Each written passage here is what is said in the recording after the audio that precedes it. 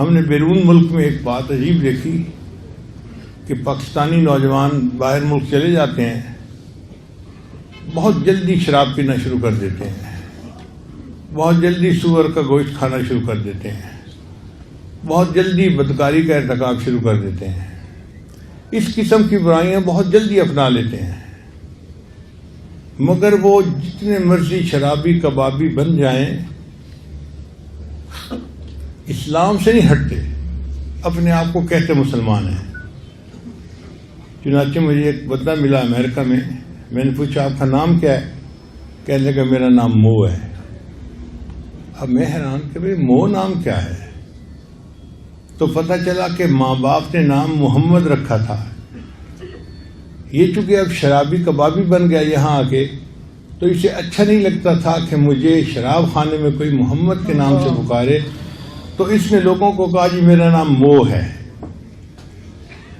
اب اس قدر غافل بندہ جو اپنا نام بھی مو کہلواتا ہے اور الٹے سیدھے کاموں میں لگا ہوا ہے، ایمان اس کے بھی دل میں ہے۔ میں نے اس سے بات چیت کی تو مجھے محسوس ہوا کہ ایمان تو اللہ پہ بڑا پکا ہے، ذرا ہٹنے کو تیار نہیں۔ تو پھر اندازہ ہوا کہ باقی عادتیں اس نے بڑے ہو کے سیکھی تھیں، شراب نہیں پینا، بدکاری نہیں کرنا، سور کا گوشت نہیں کھانا، جو اس نے خود سیکھی تھی اس نے آرام سے چھوڑ دی۔ اور جو بات بچپن میں ماں نے سکھائی تھی کہ بیٹا اللہ ہے جس نے کائنات کو پیدا کیا، جس نے دین کو بھیجا، یہ چونکہ بچپن میں ماں نے سکھائی تھی، یہ اتنی ڈیپ روٹڈ تھی کہ بچہ اس کو چھوڑنے کے لیے تیار نہیں تھا۔ چنانچہ ایک اور امریکن نوجوان تھا، اس کا عجیب و غریب واقعہ ہے کہ دفتر میں کام کرتا تھا تو اس کو دفتر کی ایک امریکن لڑکی پسند آ گئی، وہ بیچارہ اس کے عشق میں گرفتار ہو گیا۔ اب وہ چاہتا تھا کہ میری اس کے ساتھ شادی ہو جائے، مگر وہ انگریز لڑکی مانتی نہیں تھی۔ وقت گزرنے کے ساتھ ساتھ اس کی حالت اتنی عجیب ہوئی کہ اس کو یوں لگتا تھا کہ بس پوری دنیا میں اگر کوئی میرا مقصد ہے تو میں نے اس لڑکی سے شادی کر کے رہنا ہے۔ اس نے اس سے بات کی کہ تو جو شرط لگائے گی میں قبول کروں گا، شادی میں نے تجھ سے کرنی ہے۔ لڑکی نے اپنے والدین سے بات کی، لڑکی کے والد نے کہا کہ ٹھیک ہے ہم تمہاری شادی کر دیں گے، مگر چند باتیں اس سے ہم منائیں گے۔ کون سی باتیں؟ پہلی بات یہ کہ شادی کے بعد یہ واپس اپنے ملک پاکستان کبھی نہیں جائے گا۔ لڑکا مان گیا۔ تم اپنے والدین سے کبھی رابطہ نہیں کرو گے، یہ بھی مان گیا۔ تمہارے جتنے مسلمان دوست ہیں تم ان سب سے بے تعلقی اختیار کر لو گے۔ لڑکا اس بات کو بھی مان گیا۔ پھر جس ایریے میں تم رہتے ہو وہاں اپنا گھر چھوڑ کے، جہاں لڑکی کے ماں باپ کا گھر ہے جو عیسائیوں کی آبادی تھی، وہاں تم اپنا گھر لو گے۔ لڑکا یہ بھی مان گیا۔ پھر ان کا کہ اچھا ہم جب کھانے کے لیے جائیں گے تو جو کچھ ہم کھائیں گے وہ تمہیں بھی کھانا پڑے گا، جو ہم پیئیں گے تمہیں بھی پینا پڑے گا۔ لڑکا یہ شرطیں بھی مان گیا۔ پھر انہوں نے ایک شرط آخری لگائی، ہم ہفتے میں ایک دفعہ چرچ جاتے ہیں سنڈے کے دن، ہمارے ساتھ تم سنڈے کے دن چرچ میں جایا کرو گے۔ لڑکا یہ بات بھی مان گیا۔ پاگل ہوا ہوتا ہے نا، جیسے وہ لڑکا پاگل ہوا تھا۔ تو بہرحال لڑکی کے ماں باپ نے اجازت دے دی اور اس کی امریکن لڑکی سے شادی ہو گئی۔ شادی ہوتے ہی اس نے اپنا گھر بدلا اور اچانک غائب ہو گیا۔ نہ دوستوں کو پتا نہ گھر والوں کو پتا کہ کہاں غائب ہو گیا ہے۔ بہت عرصہ گزر گیا، سمجھ ہی نہیں لگتی تھی۔ اللہ کی شان دیکھیں کہ 2 سال اس طرح یہ لڑکا غائب رہا۔ 2 سال کے بعد ایک دن امام صاحب مسجد میں فجر کی نماز کے لیے آئے تو انہوں نے دیکھا کہ یہ لڑکا بھی مسجد میں داخل ہوا اور اس نے فجر کی نماز پڑھی۔ پھر امام صاحب سے بات ہوئی تو امام صاحب نے کہا بھائی کہاں غائب ہو گئے، 2 سال سے آپ کو دیکھا ہی نہیں، آج آپ اچانک برآمد ہو گئے ہیں کہیں سے۔ کہنے لگا جی میں مسجد کی بجائے کمرے میں بیٹھ کے سٹوری سناؤں گا۔ امام صاحب مسجد کے کمرے میں لے آئے۔ اس نے کہا جی کہ میرے اوپر ایسا غلبہ تھا اس لڑکی کا، عشق کا، کہ میں کہتا تھا کہ جو مرضی ہو جائے مجھے اس لڑکی سے شادی کرنی ہے۔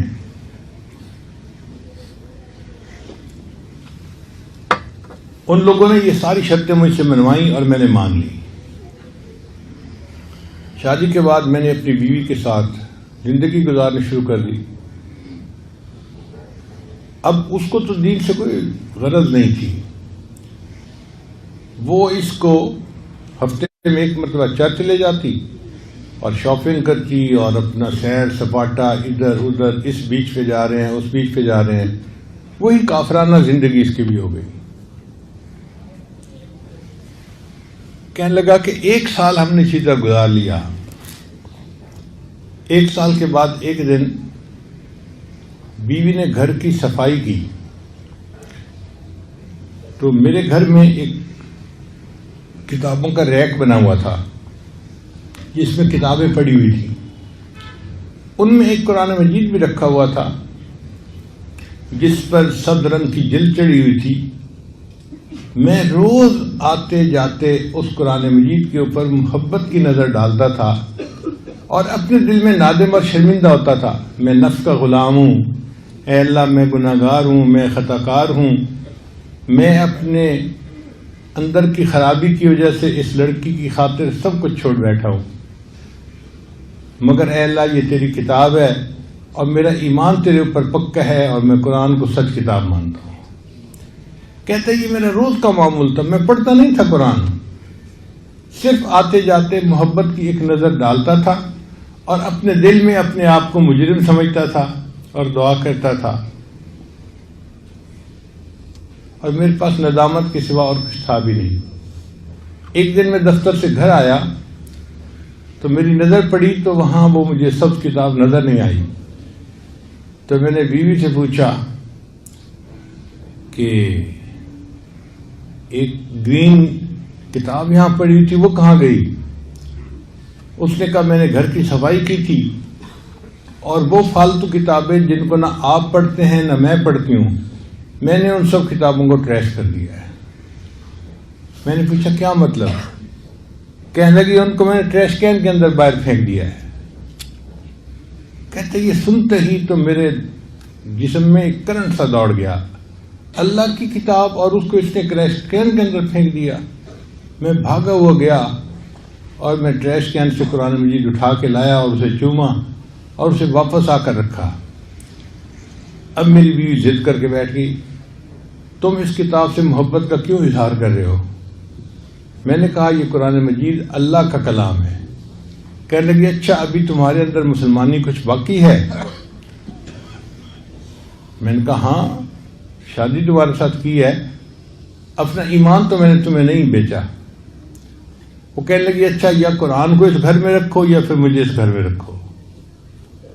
میں نے اسے بہت سمجھایا کہ دیکھو یہ میرا پرسنل معاملہ ہے، تو اس پہ انٹرفیئر نہ کر، ہم اچھا زندگی گزار رہے ہیں۔ لڑکی کو پتا تھا کہ میں اس کی کمزوری ہوں۔ کہنے لگا کہ اس نے بریف کیس بنایا، کہنے لگی کہ میں اب گھر جا رہی ہوں، والدین کو جا کے بتاتی ہوں کہ تمہارے اندر ابھی بھی اسلام باقی ہے، تم مسلمان ہو۔ تو وہ تو اپنے ماں باپ کو بتانے چلی گئی اور میں پھر اس کو چھوڑ کے مسجد میں آ گیا، اپنے رب کو منانے کے لیے آ گیا۔ اور جو قرآن مجید کی تھوڑی سی محبت اس بچے کے دل میں تھی، اس کی وجہ سے اللہ نے اس کا ایمان بچا لیا۔ پھر اس نے اپنی بیوی کو طلاق دے دی اور اسلامی زندگی کو دوبارہ اپنا لیا اور ایک اچھا مسلمان بن کے زندگی گزارنے لگ گیا۔ تو بچپن میں جو باتیں سیکھی ہوتی ہیں نا، وہ پھر بچپن میں بھی نہیں بھولا کرتی، ڈیپ روٹیڈ ہوتی ہیں۔ اس لیے بچپن میں بچے کی تربیت کرنا انتہائی ضروری کام ہے۔